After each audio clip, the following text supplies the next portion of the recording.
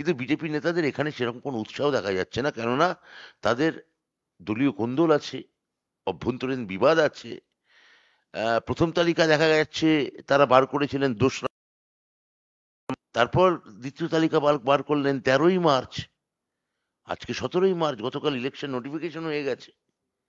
আর বাকি প্রার্থীদের নাম, তোমাদের নাম নাই নাই, তোমাদের নাম কোথাও দেখা নাই। কেন নাম প্রকাশ করতে এত বিলম্ব হচ্ছে? কেন তমলুকের সিট নিয়ে কাজিয়া হচ্ছে, কে দাঁড়াবে ফাইনালি? হ্যাঁ, না দমদমে, নাকি উত্তর কলকাতায়? তা এইগুলো আপনাদের অভ্যন্তরীণ ব্যাপার। আপনারা বলেছিলেন যে আপনাদের 42 জন তালিকা প্রার্থী রেডি আছে, ভোটের নোটিফিকেশন হবে কি আমি সঙ্গে সঙ্গে বার করে দেবো। তা প্রার্থীদের নাম দিন, আমাদের সঙ্গে ভোটে লড়তে আসুন, নির্বাচনে সব ঠিক হয়ে যাক।